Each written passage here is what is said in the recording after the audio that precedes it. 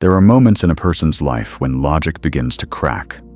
Not loudly, but quietly, like an old structure groaning under its own weight. When the world outside loses its color, its pull, and all that remains is the faint glow from within. But that glow is not comforting. It burns. It's the flame of something ancient, primal, untamed. In the year 1913, a man named Carl Gustav Jung, Swiss psychiatrist, respected scholar, and once the favored student of Sigmund Freud, chose to walk away from everything that made him admirable in the eyes of society. He didn't do it in a fit of madness. He did it because he heard a voice deeper than science, louder than convention, the voice of the soul. He left the safety of his titles and theories behind like a sailor abandoning the land, not in despair, but with a sense of solemn necessity. And what followed wasn't illness, but a deliberate, almost sacred descent into the hidden depths of the psyche. For years, Jung willingly stepped into what can only be called a mythic state. He drifted, eyes open, through dreams and symbols, through visions and dialogues that came not from his conscious thoughts, but from the timeless ocean of the unconscious. He wasn't imagining. He was participating in something larger than himself, something older. He would later give this process a name: active imagination, a method of welcoming the unconscious with awareness intact. It wasn't fantasy. It wasn't psychosis. It was an encounter with mystery, face to face. What came out of this experience was something astonishing. A book. But not a book in the ordinary sense. A massive crimson-bound tome, handwritten and illustrated by Jung himself. He kept it hidden during his lifetime. He knew the world wouldn't be ready. This was not a textbook or a theory. It was something closer to scripture, a gospel whispered by the soul itself. At the time, Jung's career was in full bloom. He had everything a man of ambition could hope for. He ran a major psychiatric clinic, gave lectures across Europe, and was seen as the heir to Freud's growing empire of psychoanalysis. His reputation was polished. His place in intellectual history seemed secure, but beneath the polished surface, something began to stir. His dreams became strange. Night after night, he saw oceans of red, cities drowning in blood, towers crumbling, bodies lost without identity. These were not metaphors. These were visions. Vivid, terrifying, undeniable. He didn't dismiss them. He observed. He recorded. And he waited. But the images did not go away. They intensified. It was as though something deep in the collective soul of humanity was beginning to crack.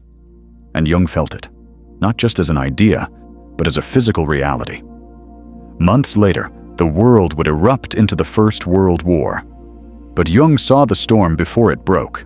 He didn't know it logically. He sensed it in his bones, and that knowing shook him. In his journals, he would later describe the experience as being dragged under the sea by a divine force. He was drowning, but it was not death. It was transformation. His break from Freud was more than a professional disagreement. It was the rupture between two ways of seeing the human mind. Freud wanted to keep the soul on a leash, to treat it like a puzzle to be solved. Jung couldn't do that anymore. He realized the soul doesn't want to be controlled. It wants to be known. It wants to be heard.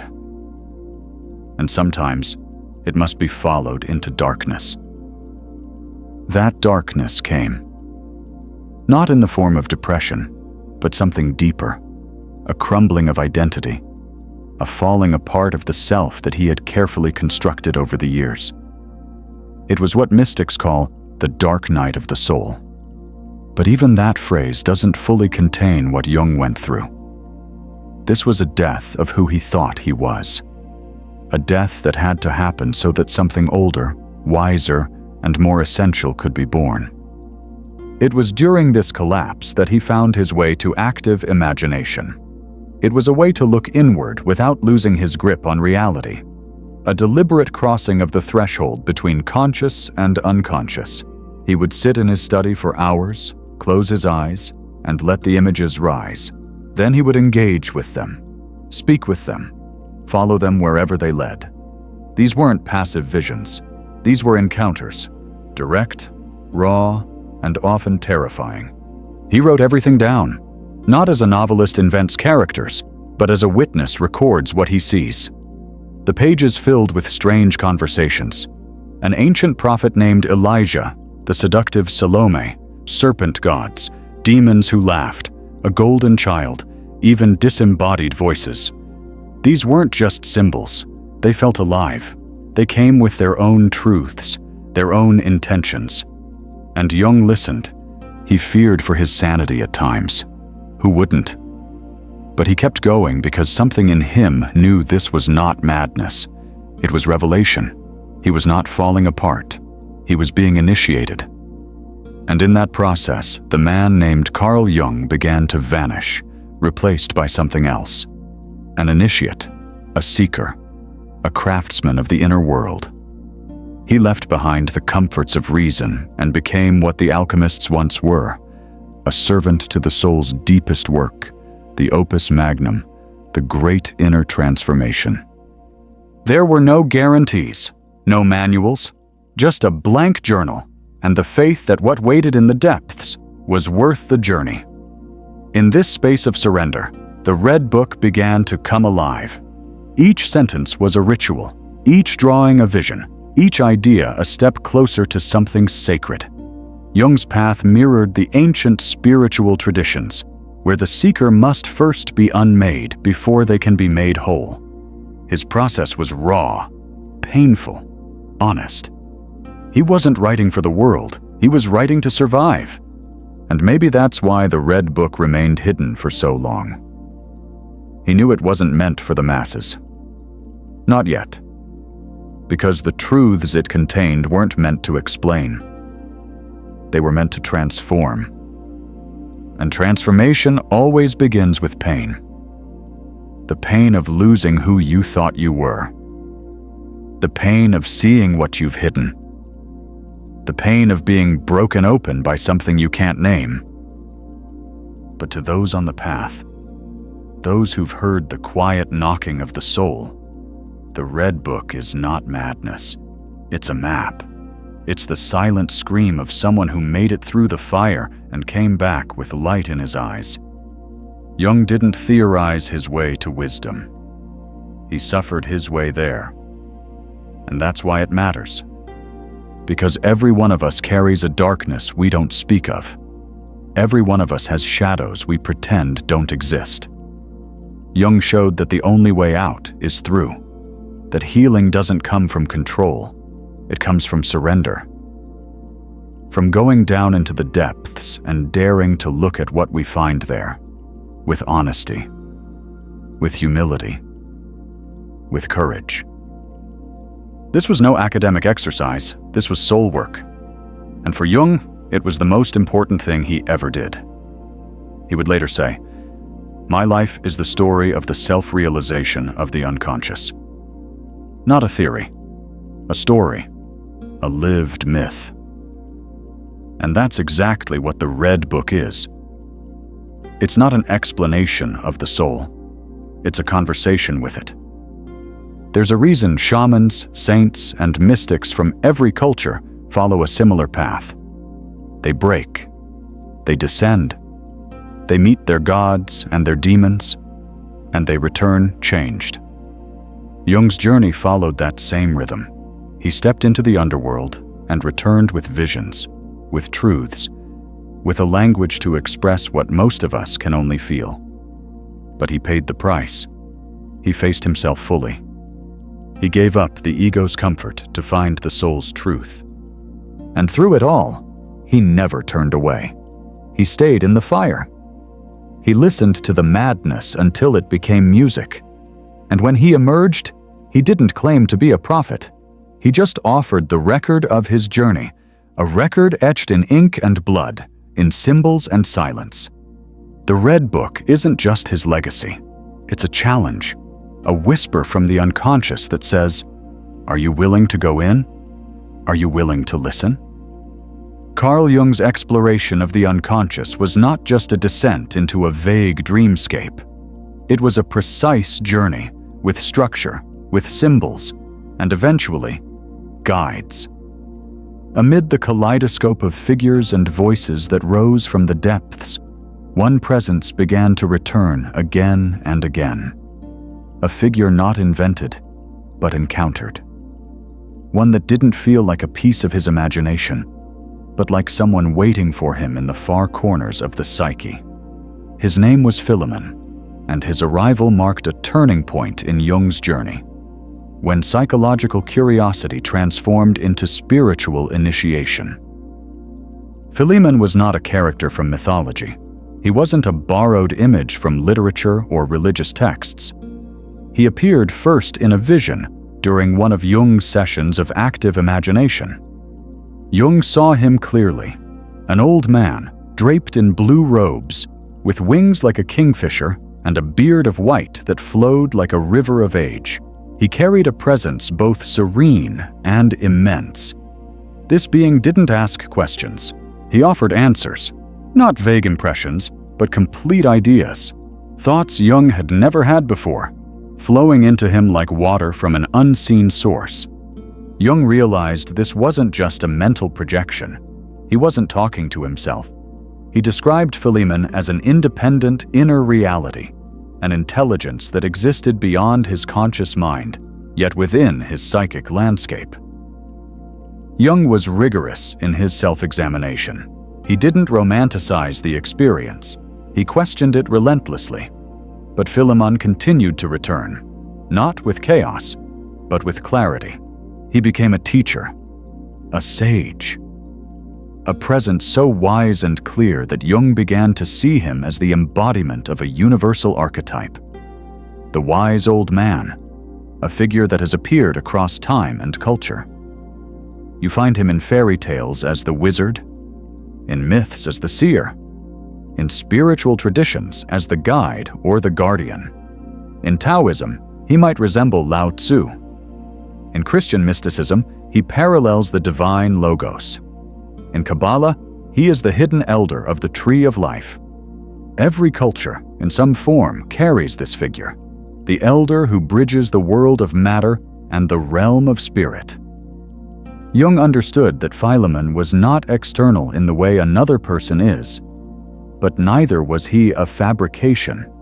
He was what Jung called a psychic reality, a presence that lived within the psyche, but operated independently from the ego. He had opinions. He gave instructions. He corrected Jung when needed. And more importantly, he carried a kind of wisdom that Jung himself did not consciously possess. In one journal entry, Jung writes, "Philemon brought me things I had never thought. He seemed to me quite real, as if he were a person in himself. I understood that I was dealing with something beyond myself." From that moment on, Jung's inner work took on a new form. His conversations with Philemon became central to his personal and psychological development. This was not therapy. This was mentorship from the depths. The old man in the blue robe began to teach him about opposites, about unity, about how to hold light and shadow at the same time without collapsing. And slowly, the structure of what Jung would later call individuation began to form. Philemon wasn't just giving answers. He was holding space for Jung to become whole. This concept of individuation, which would become one of Jung's most enduring contributions to psychology, is essentially the journey of integrating all parts of the psyche into a harmonious whole. Not just the ego or the persona, not just the parts we like to show the world, but also the shadow, the animus, the inner feminine and masculine, and ultimately, the self, that deepest center of consciousness that transcends the personal. Philemon's role in this was unmistakable.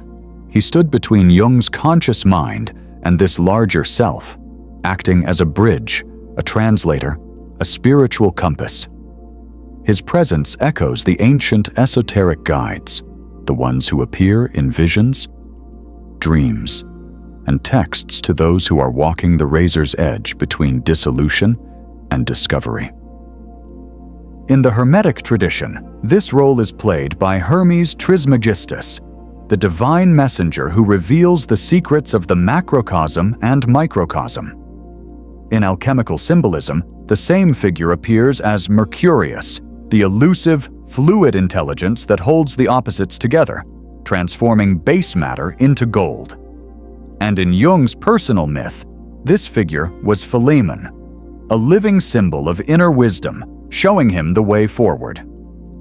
Jung treated this relationship with utmost seriousness. He didn't dismiss it as fantasy, nor did he blindly believe it. He tested it with everything he had: logic, skepticism, spiritual tradition, historical precedent. But the wisdom that flowed from these dialogues was undeniable. Many of Jung's core ideas, like the collective unconscious, the transcendent function, and even synchronicity, began to crystallize during this period of intense interaction with Philemon. In fact, Jung would later say that the Red Book, his monumental inner journal, was the fertile soil from which all his later theories would grow. It was the foundation, the raw genesis, the heart of everything that came after. He even illustrated Philemon multiple times in the Red Book. The images show a figure with eyes that pierce the soul, surrounded by fish, serpents, stars, symbols that pulse with spiritual significance. Each drawing seemed to say, "This is not a static symbol. This is a living intelligence." And like all true guides, Philemon didn't let Jung's ego grow unchecked. On the contrary, he often rebuked him.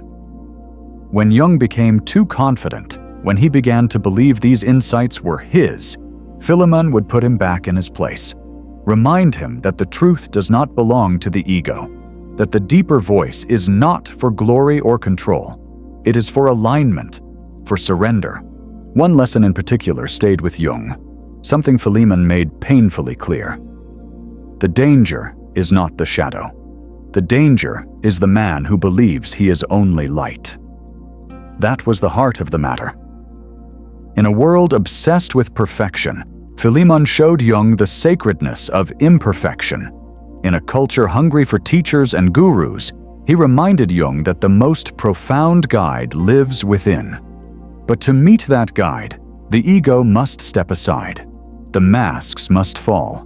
The fear must be faced.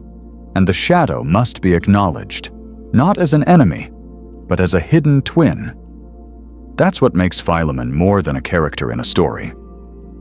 He is an archetype, a phase of the spiritual journey that all of us, if we are brave enough, can encounter. For some, the guide will not have a name. It may come in a dream, in a breakdown, in a sudden insight. But its purpose will be the same: to lead us beyond who we think we are, into the truth of who we've always been. Jung just had the courage and the discipline to document it. He wrote letters to Philemon, dialogues, questions and answers. He poured himself into these pages not to prove something, but to remain honest in the face of what cannot be proved. He treated this guide with the same seriousness he treated his research. There was no fluff, no fantasy, only the raw grit of inner experience and a relentless pursuit of meaning. What emerged was a vision of the psyche as a sacred landscape, a world within, as vast and rich as the outer one. And in this world, Philemon was the voice of the soul itself, a soul that doesn't speak in lectures, but in parables, not in equations, but in myths, and above all, in silence. Years later, Jung would reflect on this time not as a period of madness, but as the moment his life truly began. The Red Book wasn't written to impress. It wasn't created to be studied. It was carved out of necessity. It was Jung's dialogue with the fire of his own soul, his descent into the deep waters, his meeting with the God within. And that's what makes it so powerful. Because it's not just about Jung. It's about what happens when any of us dares to go beneath the surface of our lives. When we stop performing and start listening. When we stop running and start facing. When we stop asking the world for answers and begin to ask the silence. Philemon may have had a beard and wings in Jung's visions, but your inner guide may come differently. In a whisper, in a nightmare, in an image you can't explain. But it will come, if you let it. If you quiet the noise long enough. If you're willing to lose control long enough to be found. Because ultimately, Jung's encounter with Philemon was not about learning something new. It was about remembering something ancient, something buried, something sacred. The Red Book is not a map with directions. It's a mirror. And Philemon is not a savior. He is a question.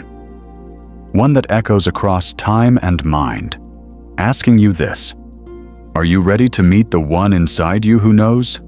To someone watching from the outside, Carl Jung's descent might have looked like a breakdown, a mind unraveling. But what he was experiencing wasn't collapse. It was confrontation. It was initiation, not into a cult or system, but into the truth of the human condition. The truth that inside each of us lives not just one self, but many, and many of those selves are hidden in the dark. This is where Jung met something even more formidable than Philemon, something far less comforting, but equally essential. He met what he would come to call the shadow. The shadow is not a monster lurking outside.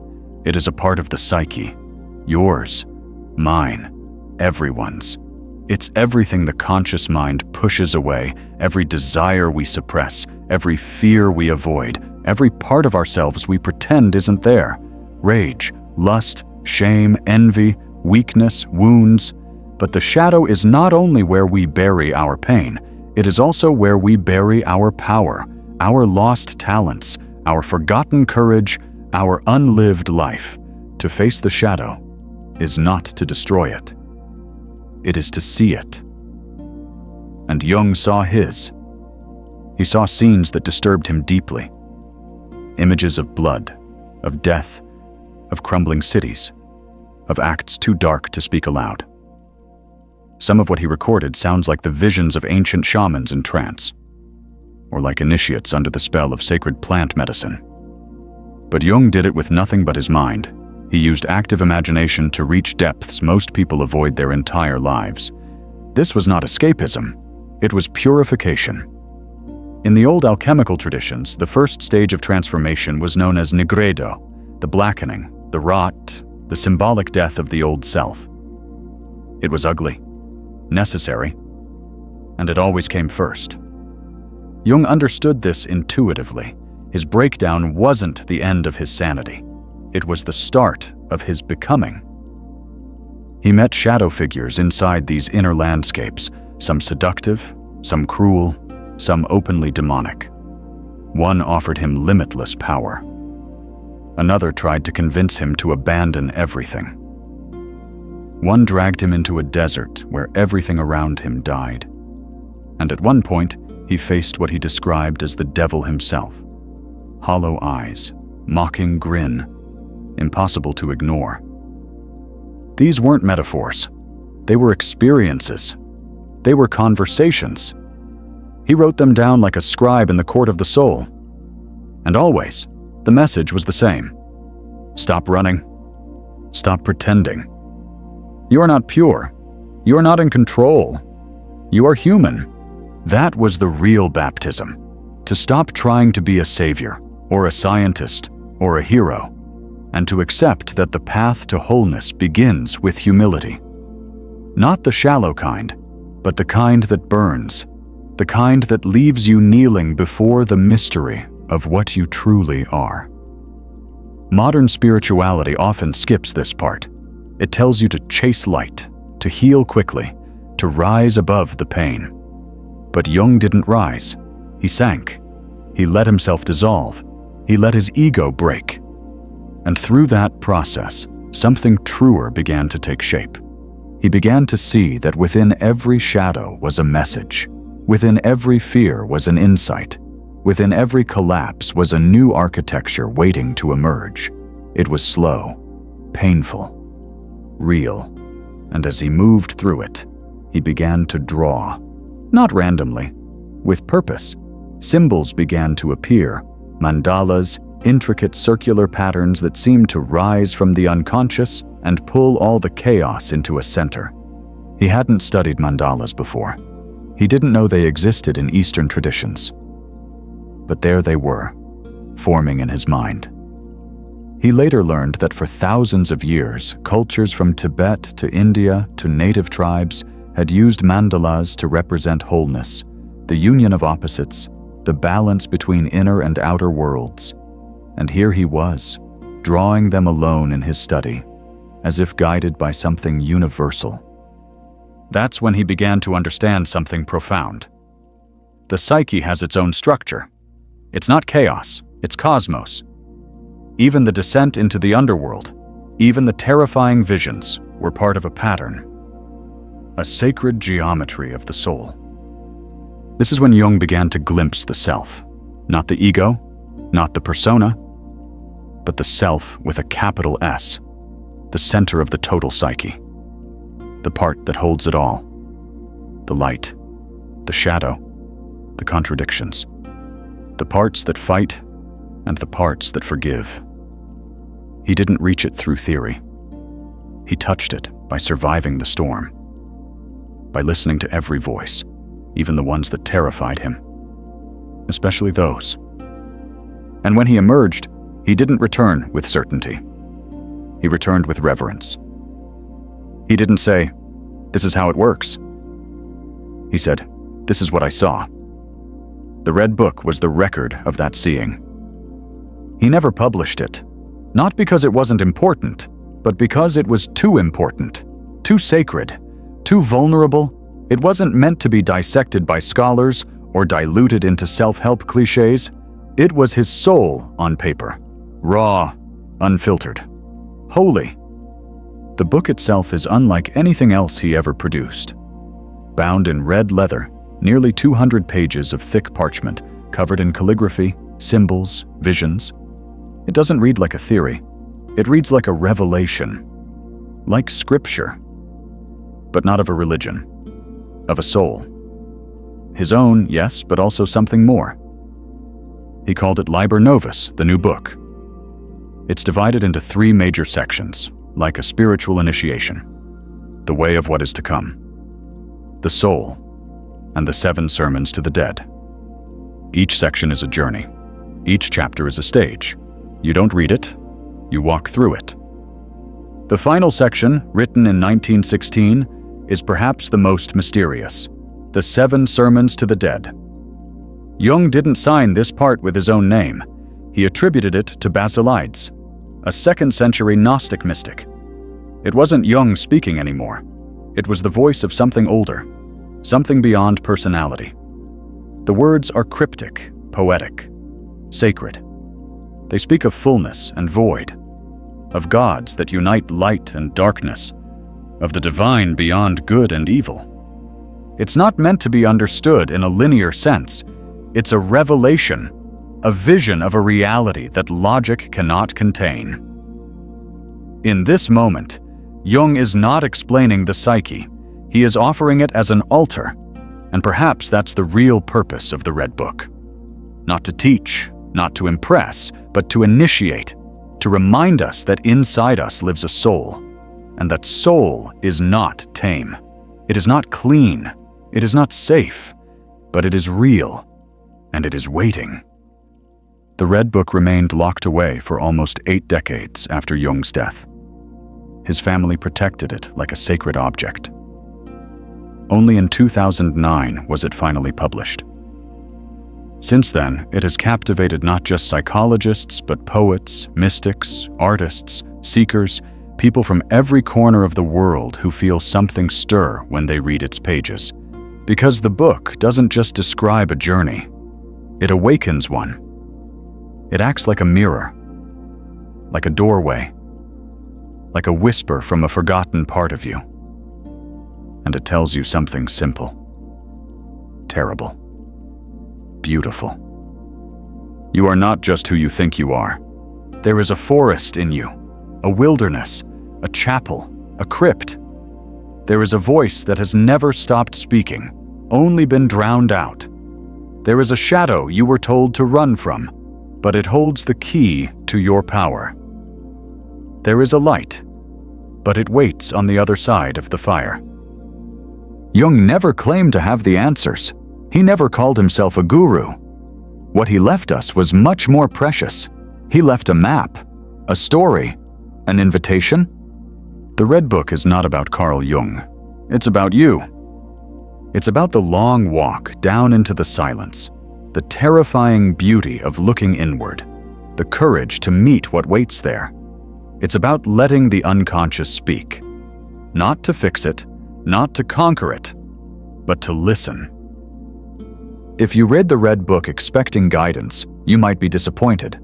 But if you approach it as a living thing, as a fire, as a mirror, as a myth, you may feel something move, something ancient, something yours.